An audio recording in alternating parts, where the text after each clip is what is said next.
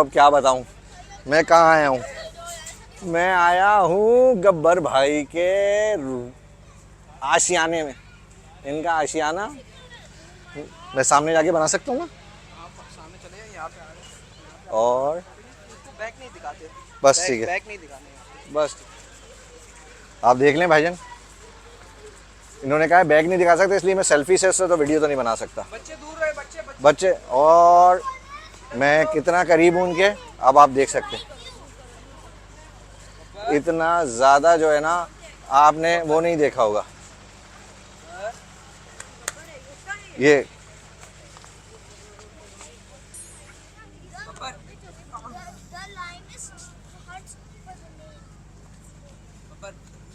और नाज़रीन आप देख सकते हैं, वो तो कियारा तो सो रही थी, बब्बर भाई जाग रहे हैं और बब्बर भाई का गब्बर ना जाग जाए बस।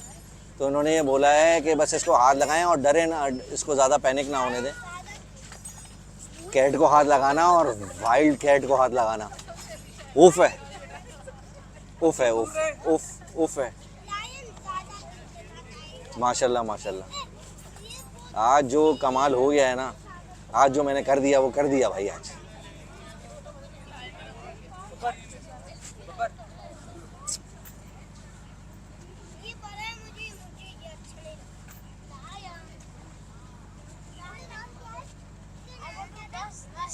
मैंने बड़ी कोशिश की है भाई, इतना ज़्यादा जो डर है वो है ना, आप इसका हाथ लग के ही जो आपके अंदर जो एक अलग सा करंट आता है ना, ये देखें माशाल्लाह ने कितनी कीमती खूबसूरत खूबसूरत चीज़ें बनाए, जानवर बनाए माशाल्लाह। मैं थोड़ा डर के बोल रहा हूँ, वहाँ आपको मेरी आवाज़ से पता लग रहा होगा। बड़ा कॉन्फिडेंस शूट किया है मैंने, अपना बड़ा कॉन्फिडेंस लगाया है। और ये भाई लेट गया है, ये भी, इसको भी गर्मी लग रही है और गर्मी का कोई इलाज नहीं है।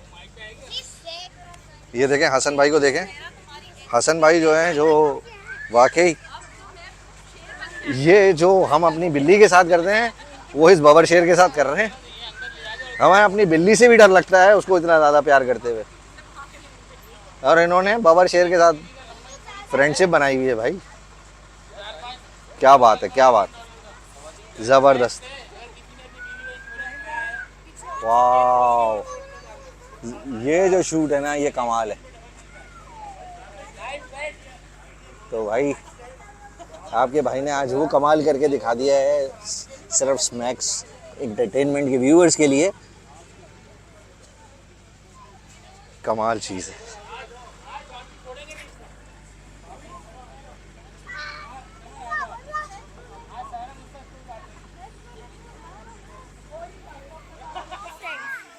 सीन ऐसा है कि अभी 5 बजते ही ना यहाँ पर पेट शो स्टार्ट हो जाएंगे। एलिगेटर, स्नेक, पैंथर, सब। अभी मैं आपने अभी अभी देखा ना कि पापा कैसे बब्बर के पास से आए। अल्लाह मेरा दिल मैं इतनी टेंशन में थी यार। मैं बहुत एक्साइटेड हूँ, अभी पेट शो कब स्टार्ट होगा। आप लोग भी पक्का एक्साइटेड होंगे, सो स्टे कनेक्टेड। तो फ्रेंड्स, पेट शो बस स्टार्ट होने ही वाला है, मैं बहुत एक्साइटेड हूँ। 5 o'clock का टाइम था लेकिन 5:20 हो चुके हैं। फ्रेंड्स देखा मैं आप लोगों के लिए अपने आप को कितना सेक्रीफाइस करती हूँ, अपने डर को कितना सेक्रीफाइस करती हूँ आप लोगों के लिए। आप लोगों से बस मुझे इतनी सी चीज़ तो मांगी है, जल्दी कंप्लीट कर देना हमारी 1 मिलियन की फैमिली। लेकिन मेरा वादा है, मैं जब हमारी 1 मिलियन की फैमिली कंप्लीट हो जाएगी, मैं अच्छे से उसे सेलिब्रेट करूँगी। कहते हैं रफ स्केल सैंड बोआ, ये बोआ टाइप फैमिली से बिलोंग करता है, जिस फैमिली से अच्छा। अब एक चीज के ये आप हमारे हाथ में देख रहे हैं, कोई बता सकता है हमें काट क्यों नहीं रहा? क्योंकि ये टेम्ड है। फैंग्स निकले हुए, अगर इनके हम फैंग्स निकालेंगे तो उनको हम लॉलीपॉप खिलाएंगे फिर। अच्छा, स्नेक के बारे में आप लोगों ने एक चीज सुनी होगी कि शायद हमने इनका जहर निकाला हो जब भी लोग को हैंड ओवर कर देते हैं। आप लोगों को पता है अगर हम कंटिन्यूसली स्पिटिंग करें, हम थूके, तो हमारे मुंह से सलाइवा खत्म हो सकता है? नहीं हो सकता ना। इसी तरीके से आप कभी भी स्नेक्स का जहर नहीं निकाल सकते। अगर आपको कोई ये बोल रहा है कि आप सांप पकड़ लें और मैंने इसका जहर निकाला हुआ, तो या तो वो खुद बेवकूफ़ है या तो आपको बेवकूफ़ बना रहा है। खैर, हाँ, दांत तोड़ सकते हैं। एक ऑप्शन ये आता है कि दांत तोड़ देते हैं। अगर दांत तोड़ देंगे तो अगेन फिर खाएगा कैसे, ठीक है। और इनके दांतों में वेनम नहीं होता, ठीक है। इनके वेनम ग्लैंड्स होते हैं, इनके थूक के अंदर वेनम होता है, ठीक है। मैंने आपको बताया ना, हम कंटिन्यू स्पिटिंग करें तो हमारे मुंह से कुछ देर बाद रीग्रो हो जाएगा, सलाइवा खत्म हो जाएगा, कुछ देर बाद रीग्रो हो जाएगा। इस तरीके से आप सांपों का जहर नहीं निकाल सकते।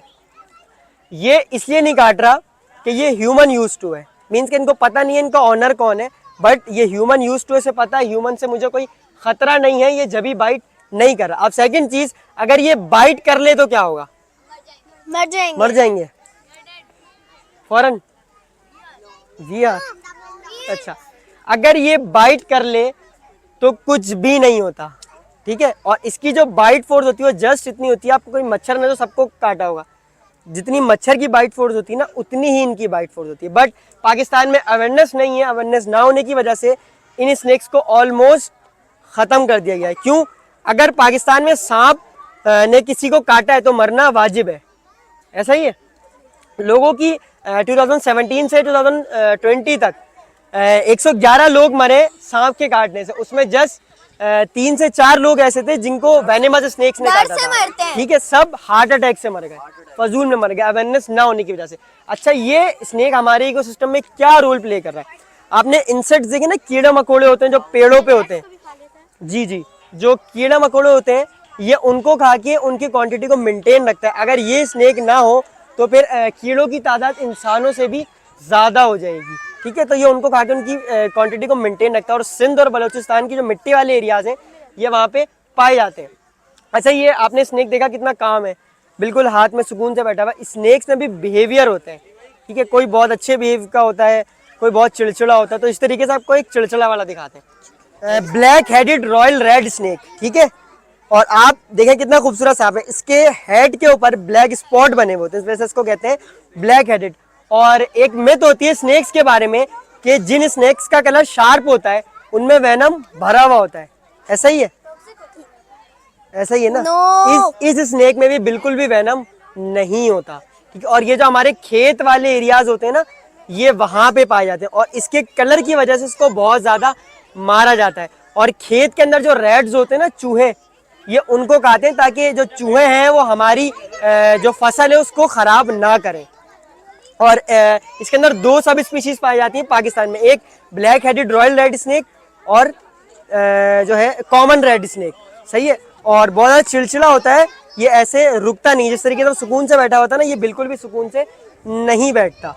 खैर, मैंने आपको 2 स्नेक दिखाए, मैंने अच्छा ये भी काट ले तो मैंने आपको बताया कुछ भी नहीं होता, वो भी मैंने आपको दिखाया, वो भी काट ले कुछ नहीं होता। अब वो स्नेक दिखाते हैं जो काट ले कुछ नहीं, बहुत कुछ होता है।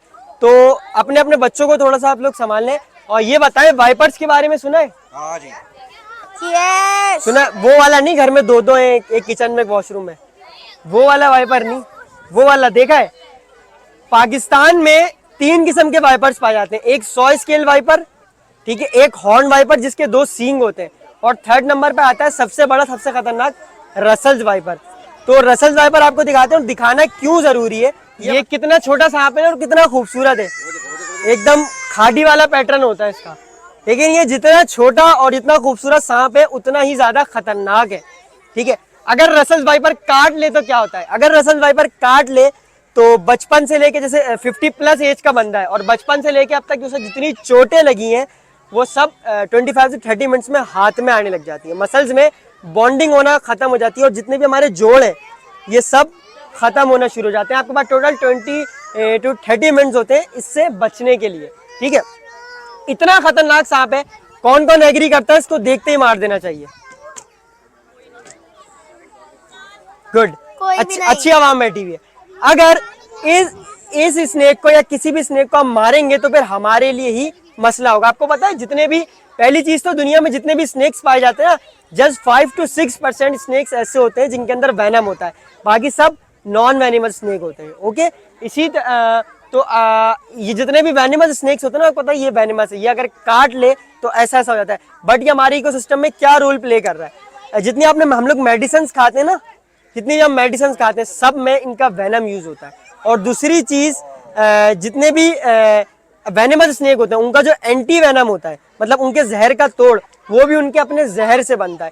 तो अगर हम इन स्नेक्स को मार मार के ख़त्म कर देंगे तो फिर हमारे लिए भी मसला होगा इस प्लेनेट पे रहने में, ठीक है। इसकी वीडियो बनाने के लिए अच्छा, ये पसंद आया थोड़ा बहुत? यस। इसे कहते हैं इंडियन रॉक पाइथन, ठीक है, और पाकिस्तान में पाए जाने वाला वाहिद पाइथन है। इसको भी मार मार के ऑलमोस्ट खत्म कर दिया गया। क्यों? इसकी स्किन की वजह से। इसकी स्किन से होता क्या है, क्लचेस बनते हैं, बक्कल्स बनते हैं, बेल्ट्स बनते हैं, सिर्फ इस वजह से इनको मार मार के खत्म कर दिया गया है। जबकि ये भी हमारे इकोसिस्टम में बहुत इंपॉर्टेंट रोल प्ले कर रहे हैं। जितने ही मैंने आपको बताया चूहे वगैरह होते हैं, ये उनको खाते हैं और उनकी क्वांटिटी को मेंटेन रखते हैं। अगर हम इनको मार मार के खत्म कर देंगे तो इंसानों से ज्यादा चूहों की तादाद हो जाएगी। तो ये बहुत इंपॉर्टेंट रोल प्ले करे। अब एक चीज, जो वेनिमल स्नेक्स होते हैं ना, उनके 2 दांत होते हैं। वेनम इंजेक्ट करते हैं और छोड़ देते हैं, अपने शिकार का मरने का वेट करते हैं, फिर उसके बाद उसे पकड़ के खा जाते हैं। इसमें बिल्कुल भी वेनम नहीं है। इसके कितने दांत होते होंगे? 9, 4। बकरा ही चल रही है, कोई 6 भी बोल दो। 2, 4, 6। इनके 150 प्लस दांत होते हैं, ठीक है। और फिशिंग हुक होते हैं ना, फिशिंग हुक सबने देखा होगा, मछली के कांटे कर हुए वे। इनके बिल्कुल छोटे छोटे बारीक बारीक सी मछली के कांटे की तरह 150 प्लस दांत होते हैं। और इनकी ग्रिप इतनी मजबूत होती है कि जितने यहाँ पे हम लोग मौजूद हैं, अगर इतना बड़ा पाइथन, अच्छा यहाँ पे मैं आपको जितने भी एनिमल्स दिखा रहा हूँ सब हार्मलेस हैं, ठीक है। कोई भी काट ले, कोई बाइट नहीं करेगा, सब हार्मलेस है। माइक नहीं है मेरा भी थोड़ा सा, खैर। बड़ा पाइथन किसी को मारने की नियत से पकड़ ले तो जितने भी हम यहाँ पे लोग मौजूद हैं, हम मिलकर भी नहीं छुड़वा सकते। आखिरी हल क्या होता है? आखिरी हल ये होता है कि इसे काटना पड़ता है, और काटने के बाद भी इनमें इतनी जान होती है कि घंटा 1.5 घंटा ही आराम से अपनी ग्रिप को मजबूत रखते हैं। और ये कंस्ट्रक्टर होते हैं, अपने शिकार को लपेट के मारते हैं, सही है। अच्छा हाँ, क्या है ये? क्रोकोडाइल है, एलिगेटर? एलिगेटर वाले कितने? हैंड रेस करें। पाकिस्तान में एलिगेटर्स नहीं पाए जाते, ठीक है। पाकिस्तान में 2 किस्म के क्रोकोडाइल्स पाए जाते हैं, एक मार्श क्रोकोडाइल, दूसरे गावियल्स, जिनकी लंबी सी स्नॉट होती है ना, वो पाए जाते हैं, और दूसरे मार्श क्रोकोडाइल। क्रोकोडाइल और एलिगेटर में क्या डिफरेंस होता है? क्रोकोडाइल की जो टिप होती है वो पॉइंटेड होती है, और राउंड टिप होती है एलिगेटर्स की, उनकी गोल होती है, इनकी पॉइंटेड होती है, मेन डिफरेंस। इसके अलावा क्रोकोडाइल जो होते हैं वो साइज में बड़े होते हैं, एलिगेटर जो होते हैं वो साइज में छोटे होते हैं, ठीक है। क्रोकोडाइल की जो बाइट फोर्स होती है, इनकी काटने की पावर, दुनिया में जितने भी एनिमल्स पाए जाते हैं सबसे ज्यादा बाइट फोर्स क्रोकोडाइल्स की होती है। अब एक चीज, क्या आप लोग करीब से देखिएगा या अगर किसी को दिख रहा हो, हमने इसके मुंह पे रबर बैंड लगाया हुआ है। कोई बता सकते है क्यों लगाया हुआ है? क्योंकि ये बाइट करेगा। ये बाइट ना करे। मैंने आपको बताया इतना खतरनाक एनिमल है, दुनिया में पाए जाने, दुनिया में जितने भी एनिमल्स पाए जाते हैं सबसे ज्यादा बाइट फोर्स होती है। तो इसके लिए रबर बैंड हटाना कोई बड़ी बात नहीं, ये कम्प्लीटली टेम है, ठीक है। और हम रबर बैंड क्यों लगाते हैं, आप करीब से देखिएगा, इसके छोटे छोटे से सेंसर्स होते हैं, इसकी जॉ पे छोटे छोटे से सेंसर्स होते हैं। तो उन सेंसर्स पे अगर कोई भी चीज टच हो जाए तो ना चाहते हुए भी ऑटोमेटिकली स्पार्कलिंग स्पीड से ये अपने मुंह को बंद कर देते हैं, ठीक है। तो हम फॉर दी सेफ साइड बच्चों के लिए हम रबर बैंड या टेप लगा देते हैं, सही है। और ये एनिमल क्रूल्टी में नहीं होता। अगर जो है क्या कहते हैं, हम इन्हें 2 दिन तक भी रबर बैंड या टेप लगा के छोड़ दें तो इनको कोई फर्क नहीं पड़ेगा, ठीक है। अब मेन चीज, अगर आपने क्रोकोडाइल्स देखे हो तो ग्रीन कलर के फुल ऑफ फंगस बैक्टीरिया वाले पानी में होते हैं, ऐसा ही है।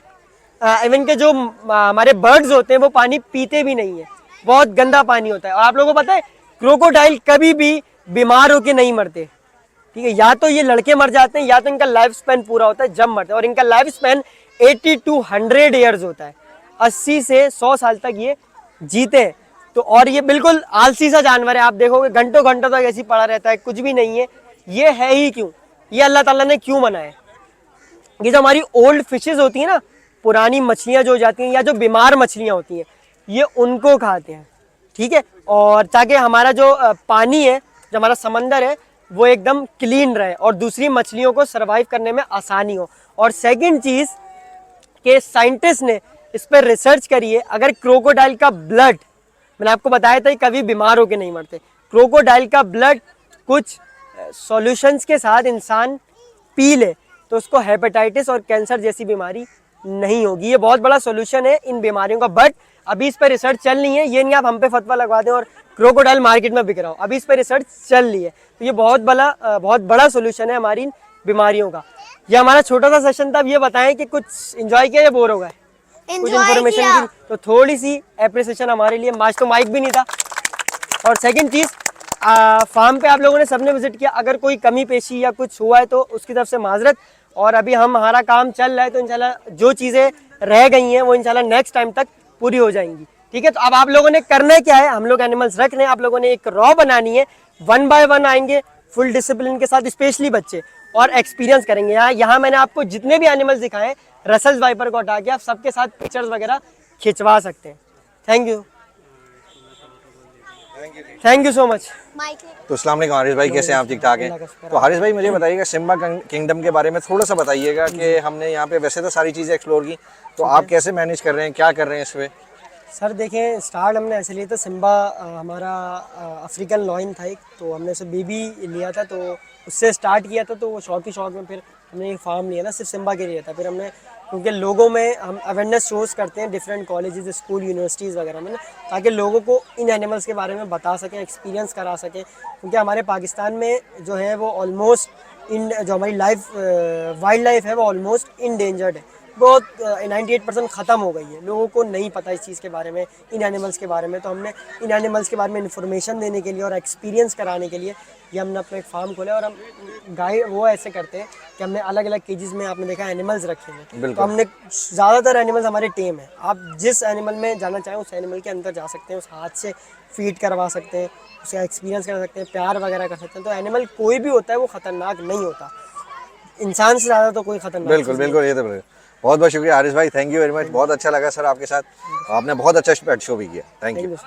तो फ्रेंड्स, फाइनली हमने आपको अच्छे से एक्सपीरियंस करवा दिया है। मुझे तो पेट शो में सबसे ज़्यादा मज़ा आया। आप कमेंट बॉक्स में बताइएगा कि आपको कौन सी चीज़ में सबसे ज़्यादा मज़ा आया। Okay, tata, bye bye, love you, bye bye. तो प्लीज़ व्यूअर्स, जैसा कि हमने आपके लिए इतनी मेहनत कर रहे हैं, तो प्लीज़ हमारे चैनल को लाइक करें, सब्सक्राइब करें, शेयर करना ना भूलें, बेल आइकन पर ज़रूर क्लिक कीजिएगा। Bye bye.